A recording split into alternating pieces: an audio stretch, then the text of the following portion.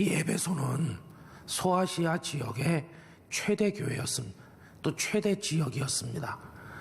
요한계시록에서 소아시아 7교회를 얘기할 때 제일 먼저 언급하는 교회가 이 에베소 교회 아닙니까? 거기는 당시 7대 불가사이라고 하는 아프로디테 신전도 있었고 하여튼 굉장히 번창한 곳이었어요. 항구에 배가 들어오면 황제가 내리면 번쩍번쩍하는 마차에 올라탑니다. 그러면 이만한 돌들이 쫙 깔린 도로를 달려서 궁궐까지 흙 묻히지 않고 바로 들어가도록 돼 있었던 곳이 에베소입니다. 지금은 퇴적이 많이 돼가지고 항구 기능을 상실했지만 옛날에는 굉장했어요. 그러니까 바울도 이 에베소가 요충지라는 걸 알기 때문에 거기 오랫동안 시간을 쏟은 것입니다. 그런데 오늘 읽은 사도행전 20장 끄트머리 말씀은 아주 마음이 짠한 말씀이에요. 왜냐하면 그 에베소 교회 장로님들과 사도 바울이 마지막으로 만나고 헤어지는 장면이기 때문입니다. 예루살렘 교회가 최초의 교회죠. 예루살렘 교회는 어머니 교회입니다. 그런데 굉장히 가난했습니다. 반면에 이 이방 지역의 교회들은 경제적으로 여유가 있었어요. 그래 바울이 전도 여행을 다닐 때마다 구제 헌금을 많이 모았습니다. 그래서 예루살렘의 가난한 성도들에게 가져다 주려고 했던 것이죠. 바울은 마음이 급했어요. 오순절이 되기 전에 빨리 예루살렘에 그걸 갖다 주고 싶다, 이런 생각이 있다 보니까 시간에 쫓기게 됐습니다. 그래서 생각 같아서는 에베소에 들르고 싶은데 일정이 쫓기다 보니까 그렇게 하지를 못하고 에베소 교회 장로님들만 밀레도라는 곳으로 좀 와주세요, 이렇게 부탁을 했습니다.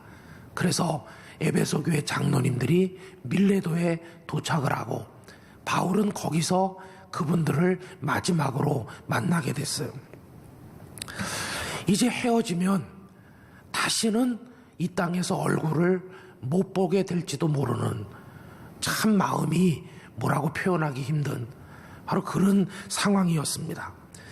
여러분 사도행전 20장 36절 이하를 보면 그때 그 헤어지는 모습을 다음과 같이 설명했는데 여러분 다 같이 큰 소리로 한번 읽어주시기 바랍니다. 이 말을 한 후 무릎을 꿇고 그 모든 사람들과 함께 기도하니 다 크게 울며 바울의 목을 안고 입을 맞추고 다시 그 얼굴을 보지 못하리라 한 말로 말미암아 더욱 근심하고 배에까지 그를 전송하니라. 참 눈물 없이 헤어지기 힘든 그런 상황이에요. 근데 바울은 알고 있었습니다. 이제 머지않아 당신이 떠나고 나면 이 에베소 지역에 핍박도 많이 일어나고 이단들도 많이 들어오고 어려운 일들이 많을 거라는 걸 예측을 하고 있었습니다.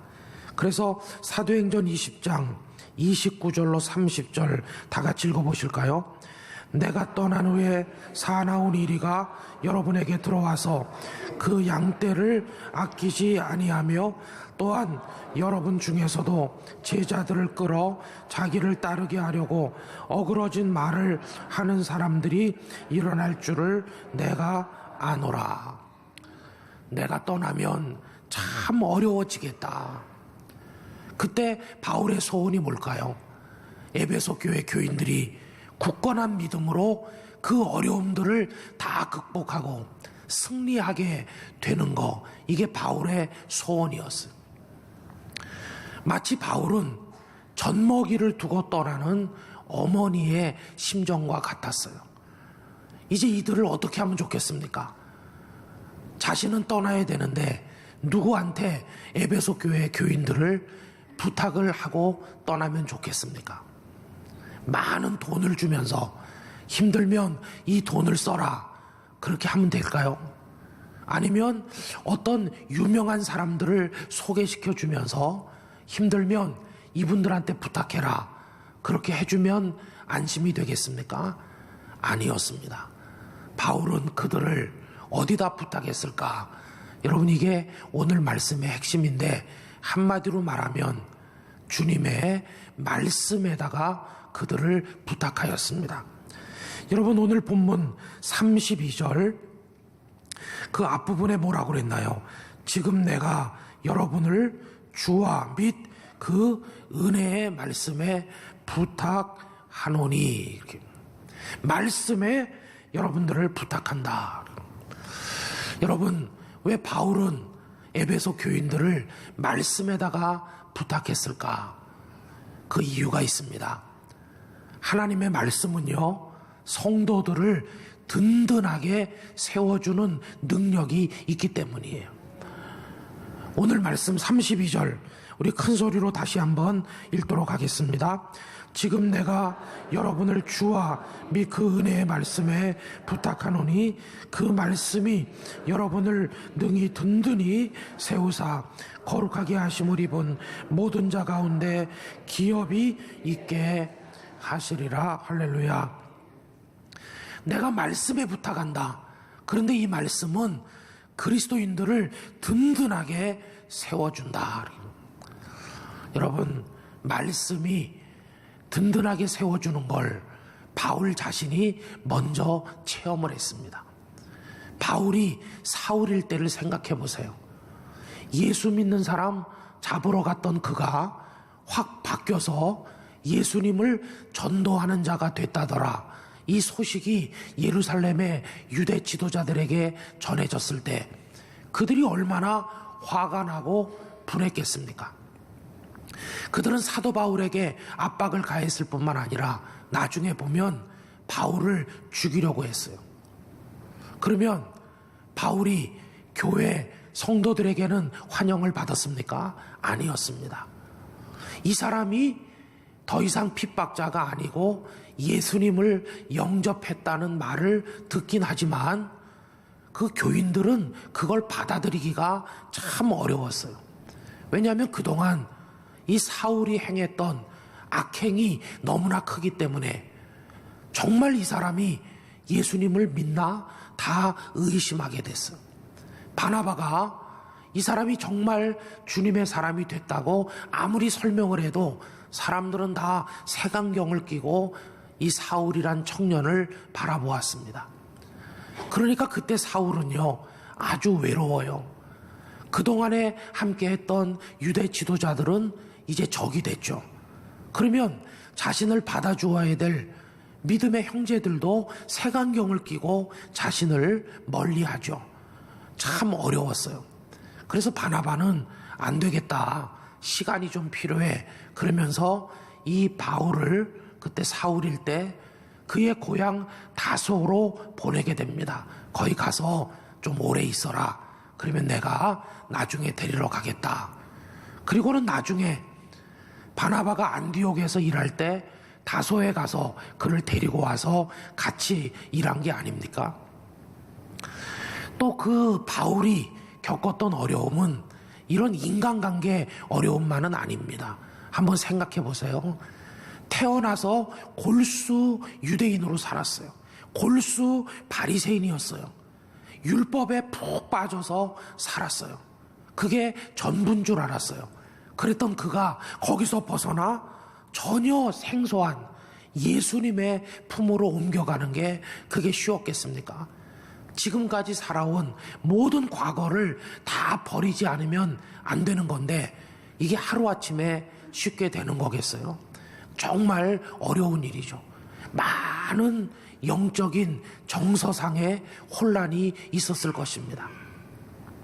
뿐만이 아니라 그 이후에 전도여행을 다닐 때 가는 데마다 핍박당하고 쫓겨나고 어떤 때는 얻어맞고 어떤 때는 돌에 맞고 어떤 때는 감옥에 갇히고 얼마나 이 바울이 어려웠습니까? 여러분, 그가 예수님을 믿은 이후로 환난과 핍박이 수도 없이 많이 있었어요. 그때마다 약해지기도 하고 쓰러지기도 했어요. 그런데 그런 연약한 바울을 다시 일어나게 하시고 든든하게 세워준 게 뭔가 다름 아닌 주님의 말씀이었습니다.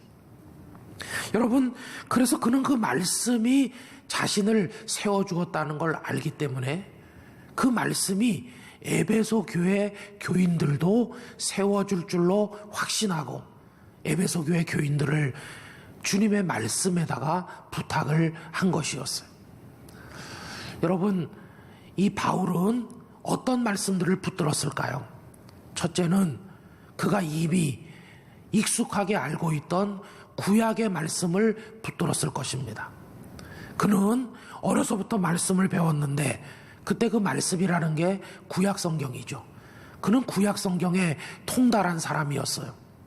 그런데 예수님을 믿고 난 다음에 뭐가 달라졌느냐? 성경을 읽는 눈이 달라졌어요. 예수님이라는 렌즈를 끼고 구약 성경을 다시 읽어보니까 이게 웬일입니까? 구약의 처음부터 마지막까지가 예수님이 참 메시아 구원자이시고 그분을 구주로 보내주시겠다는 하나님 아버지의 예언과 약속이 꽉 차 있다는 걸 알게 됐습니다. 그래서 깨달았습니다. 아, 예수님께서 이 땅에 오신 게 성경대로 된 거구나. 예수님께서 십자가에 죽으신 것도 성경대로 된 거구나. 예수님께서 부활하신 것도 성경대로 된 거구나.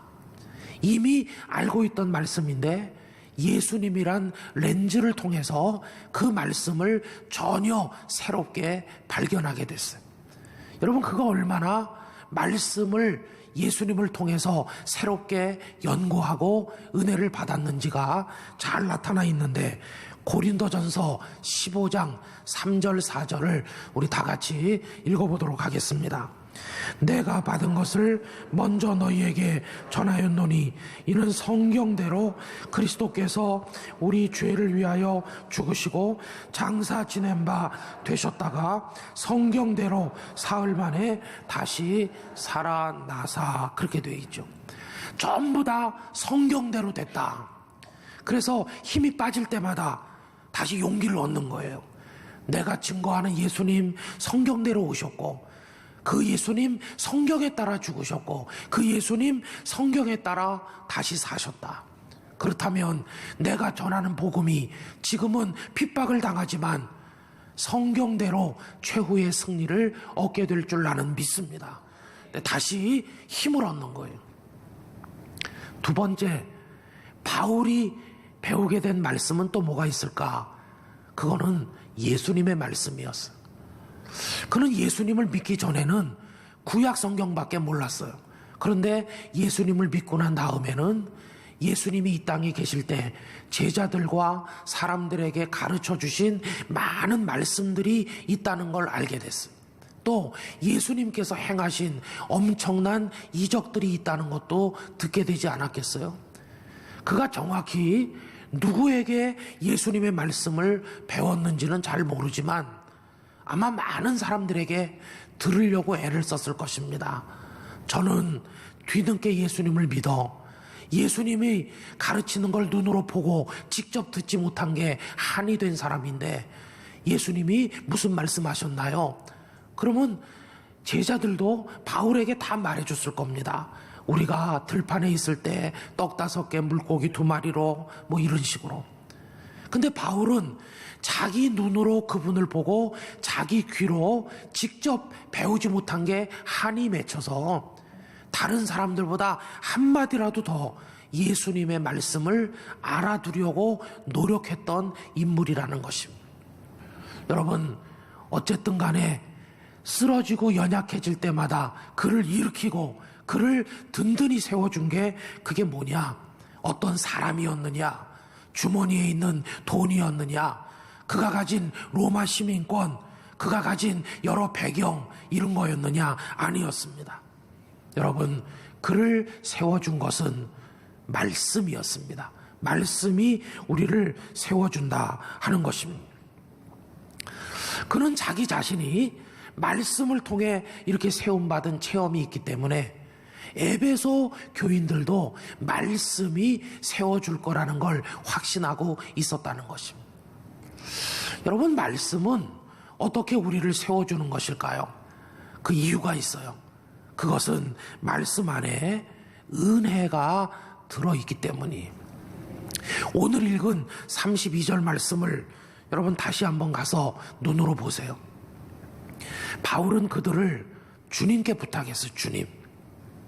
32절에 보면 그런 표현이 있잖아요. 주, 곧 그의 은혜의 말씀. 그렇게 돼 있죠. 주와 및 그의 은혜의 말씀. 주님께 부탁하는 겁니다. 그러면 왜 주님께만 부탁하고 끝납니까? 왜 및 은혜의 말씀, 이게 또 들어있는 것일까요? 이제 나중에 또 말씀드리겠지만 주님께 부탁하긴 하지만 주님이 그들을 돕는 방법이 말씀이기 때문에 그래요. 여러분, 우리가 기억해야 될 대목은 이겁니다. 오늘 본문에서 말씀, 그냥 이렇게 말하지 않고 은혜의 말씀이라고 했다는 것입니다. 그래서 말씀 속에는 은혜가 꽉 차 있어요.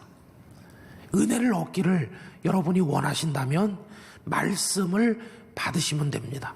왜? 말씀 안에 은혜가 꽉 차 있기 때문에 그런 것입니다. 그럼 어떻게 말씀 속에는 은혜가 들어있는 것일까요? 이유가 간단합니다. 그 말씀 안에 계신 분이 주님이시기 때문이에요. 여러분, 오늘 본문이 또 하나 있죠. 요한복음 1장 14절 다 같이 읽습니다. 말씀이 육신이 되어 우리 가운데 거하심에 우리가 그의 영광을 보니 아버지의 독생자의 영광이요 은혜와 진리가 충만하더라. 할렐루야. 요한복음 1장 1절에 보면 태초에 말씀이 계시니라. 여러분, 그 말씀이 누굽니까? 예수님이죠. 그런데 말씀이신 예수님이 육신이 되셨어요.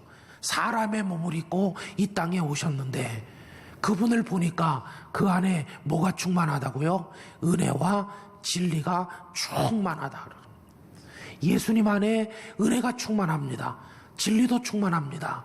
그런데 그 예수님은 말씀이십니다. 말씀이 육신이 되신 분이 예수님 아니겠어요? 그러니까 하나님의 말씀은 은혜와 진리가 충만할 수밖에 없어요. 예수님이 그런 분이고 예수님께서 우리에게 전해주신 말씀이 그렇고 이 성경에 기록된 말씀이 은혜와 진리가 충만하고 목사들을 통해 전달되는 설교를 통해서도 하나님은 은혜와 진리를 알려주시는 것이. 그러니까 여러분, 우리가 은혜를 사모한다면 말씀을 사모해야 되고 말씀을 받는다는 건 은혜이신 예수님을 받는 것이고 그렇게 되니까 말씀을 받으면 우리는 은혜를 받아 세상을 이기게 된다는 것이. 아까 말씀드렸죠. 바울이 에베소 교인들을 주와 및 그의 은혜의 말씀에 부탁했다고 그랬죠. 주님께 부탁한 게 맞는데 문제가 있어요. 에베소 교인들이 어디 가서 주님을 만납니까? 주님이 눈에 보이지도 않고 하늘나라 승천하셨는데 주님이 어디 계신 거예요? 에베소 교인들이 어디 가면 주님 만날까요? 만날 수가 없죠. 그러면 주님을 못 만나나? 아닙니다. 주님을 만나는 비결이 있어요. 그게 다른 게 아니라 주님의 말씀을 받아들이는 것이. 주님의 말씀을 받으면 그게 곧 예수님을 만나는 것과 똑같다 하는 거예요. 예를 들어서 내가 지금 굉장히 어려운데 나를 도와줄 분이 딱 한 분 있어요. 근데 그분은 너무 지체가 높은 분이고 너무 바빠서 만나기가 힘든 분이에요. 가서 기다렸어요. 비서가 와서 왜 그러느냐고 물어봐요. 사정을 다 얘기했어요. 한 번만 좀 만나주실 수 없느냐고. 그랬더니 비서가 와서 말해요. 미안하다고. 그분이 지금 너무 바빠서 이렇게 전해드리랬어요. 어떡해요? 집에 가서 기다리면 알아서 해결해 주신다고 그랬으니까 가서 기다리십시오. 이렇게 한마디 말을 전해줘요. 그럼 이 사람이 그분을 만났습니까? 못 만났습니까? 못 만났죠. 얼굴을 못 봤죠. 그러나 비서가 전해주는 집에 가서 걱정하지 말고 기다리랍니다 말씀을 받았기 때문에 이 사람은 안심하고 돌아가요. 얼굴도 못 봤지만 말씀 한마디 받은 것으로 충분한 거예요. 집에 가서 기다리니까 그분이 다 해결해 주셨어요. 여러분, 그것과 똑같아요. 우리가 힘들고 어려울 때 예수님을 눈으로 보는 건 아니지만 그 말씀을 내가 붙들고 살면 그 말씀 안에 있는 은혜가 우리를 세워주고 이기게 하실 줄로 믿습니다. 오늘 은혜 얘기를 하는 네 번째 시간인데요. 여러분, 그 네 번째 핵심이 이겁니다. 말씀 속에 은혜 있다 하는 것입니다. 한번 다 같이 해보실까요? 말씀 속에 은혜 있다. 네, 말씀 속에 은혜가 있습니다. 그래서 우리가 은혜를 사모한다면 말씀을 붙들어야 되는 거예요. 저는 연약하고 부족한 목사입니다. 제가 교우들에게 돈을 많이 나눠드리는 것도 아니고 제가 교우님들과 하루 종일 같이 있어드리지도 못합니다. 저는 능력이 부족합니다. 그러면 제가 목사로서 하는 일이 뭘까요? 다른 게 없어요. 그냥 말씀을 여러분들에게 전해드리는 것밖에 없어요. 쉰 목소리라도 말씀을 전해드립니다. 왜 그렇게 하냐? 저도 바울의 심정과 똑같기 때문이에요. 바울이 에베소 교인들을 은혜의 말씀에 부탁하면서 나를 세워주신 말씀이 에베소 교인들도 세워줄 줄 믿습니다. 그렇게 하는 것처럼 지금까지 제가 살아오는 동안에 많은 말씀이 저 김은성 목사를 세워주었기 때문에 저는 여기서 전해드리는 이 말씀들이 우리 땅끝 교회 성도들을 든든하게 세워줄 줄로 믿는 것입니다. 그래서 여러분, 저도요 여러분들을 은혜의 말씀에 부탁드리고자 하는 것입니다. 성도 여러분, 말씀을 붙드십시오. 말씀을 늘 묵상하십시오. 그 말씀을 암송하시기 바랍니다. 여러분들의 평생에 여러분들의 인생을 지탱해 줄 은혜의 말씀 한 10구절만 암송하고 있어도 우리는 마귀를 이길 수 있는 것이. 그러면서 말씀을 정성껏 적어나가고, 지금 성경 필사하는 분들이 많이 계시고요. 제주도에 가신 우리 김 집사님 가정, 최원주 집사님 가족들도 여기다 조편성 해주면 거기서 성경 쓰신다고 그랬다고 그래요. 여러분, 하여튼 어디서든 성경 말씀 집념을 가지고 계속 읽고 계속 쓰고 사랑하고 암송하고 의지하고 그 말씀 믿고 그렇게 할 때 그 말씀이 우리를 세워줄 것입니다. 결심을 하세요. 말씀 속에 은혜가 있으니 내가 이제는 말씀을 통해 은혜의 사람이 되겠다. 이 결단을 가지고 승리하시기를 예수님 이름으로 축원합니다. 우리 다 같이 기도하겠습니다.